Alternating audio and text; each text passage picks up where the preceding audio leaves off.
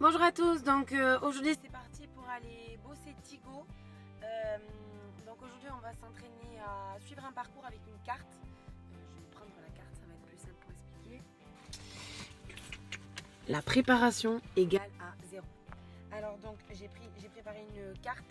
Et alors on voit pas trop mais j'ai tracé un parcours en rouge. Alors, voilà. J'ai tracé un parcours. Donc en fait ce que je vais essayer c'est de le suivre tout simplement sans me tromper de chemin. Normalement j'en ai pour à peu près une demi-heure, donc ça devrait aller. J'ai pas pris ma boussole parce que je l'ai oublié, parce que voilà je prépare rien, c'est une catastrophe. Et donc je vais essayer de suivre avec la boussole de mon téléphone, mais je sais qu'en trek c'est interdit, on n'a pas le droit au téléphone. Donc bon, on verra ce que ça donne. Je pense que je vais partir en liberté totale, donc sans selle, sans filet, sans licol, sans rien. Je vais prendre la cordelette au cas où, mais là c'est vraiment une balade tranquille, on va faire un peu de pas, de trop, de galop, mais on va rester dans les bois, on prend pas la route, on va aller dans des chemins, on va pas se presser, on n'est pas là pour galoper comme des fous. Donc voilà, je vais y aller tranquille, j'ai pas envie de l'embêter. En plus il fait assez chaud, il fait 20 degrés. Bonjour, on est le 8 octobre, il fait 20 degrés, et je comprends pas. Mais donc voilà, on va y aller tranquille, mais on va s'entraîner parce que dans le trek, voilà, il y a ce parcours, il faut suivre sur une carte, donc il faut savoir lire une carte. Je vous invite très fortement, si vous faites un trek un jour, de vraiment suivre un stage et d'apprendre ce que c'est, parce que c'est vraiment très complet comme épreuve. Et je sais que je me répète souvent, mais il faut vraiment prendre connaissance de ce que c'est le trek et de tout ce que ça demande comme connaissance, comme expérience, comme vécu avec son cheval, parce que c'est vraiment quelque chose de très complet.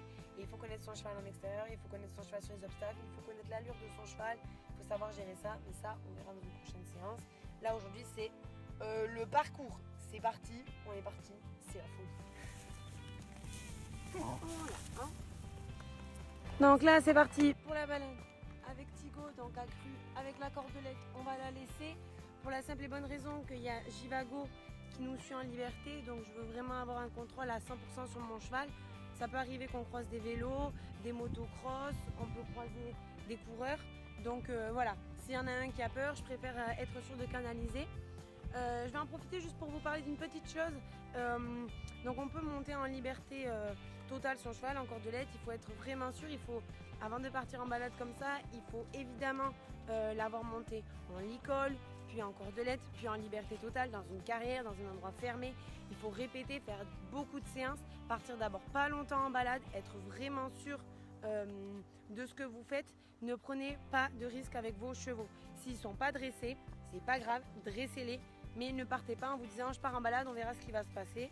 Il faut quand même être conscient qu'il y a des risques. Et ensuite, deuxième chose très importante je trouve, il faut absolument que vous mettiez un casque. Alors je sais que je ne suis pas un exemple pour ça, parce que moi-même parfois ça m'est arrivé de ne pas mettre de casque, mais je le dis quand même, si votre cheval se barre, vous allez tomber. Alors au moins vous tombez, vous vous faites pas mal, le cheval se barre, vous le courez après 2 heures s'il faut, mais au moins vous n'êtes pas mort.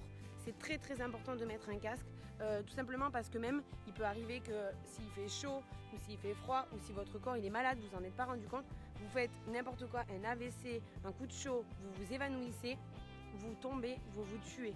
Alors que là, au moins vous êtes au moins protégé sur la tête et c'est très important.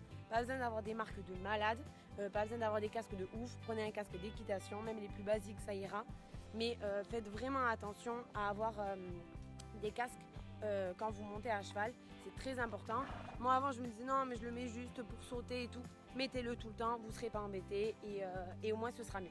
Voilà. Rencontre avec les vaches. Qu'est-ce que c'est mon gros.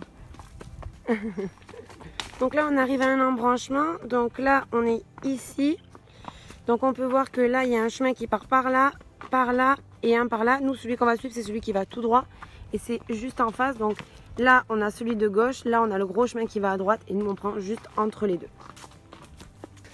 Donc ce qui est pas mal c'est d'avoir un petit peu des dénivelés. Bon je suis au trot donc ça saute un peu, rencontrer des troncs, vous voyez il y a des flaques, il faut que votre cheval il puisse passer partout, dans les descentes, dans les montées.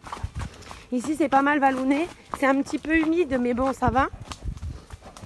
Vous voyez là c'est un peu, on est en train de parcourir en fait la descente.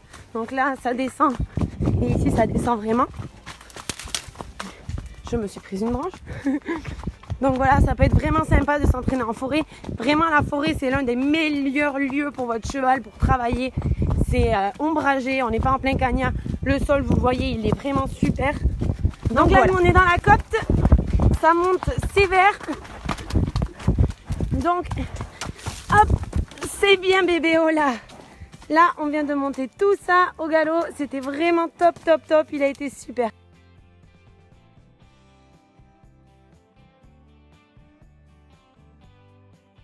Petit galop tant que c'est plat. On se le fait tranquille.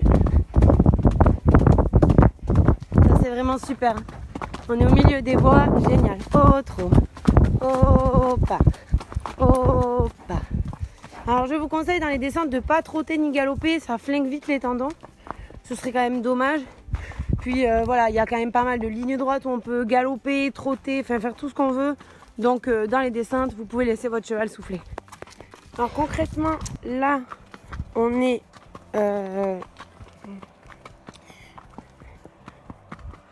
juste que je me repère. On est juste là sur la carte. Donc moi en fait je devais arriver de ce chemin et je suis arrivée de celui-là. En fait j'ai fait ça, ça. En fait parce que ce chemin-là, le grand, bonjour, ce chemin-là, le grand, en fait, il était tout tortilleux. C'était un tout petit chemin, vraiment tout petit chemin. Et il y avait plein d'autres chemins sur les côtés. Donc, moi, j'ai tourné là en pensant avoir fait cette distance-là.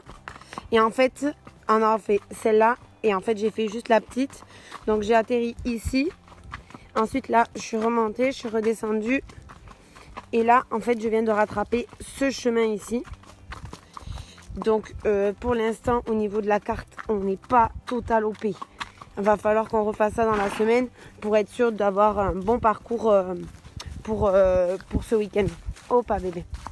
Donc on va refaire parce que entre les cartes où les chemins sont pas bons et que j'avais pas de boussole pour mesurer etc.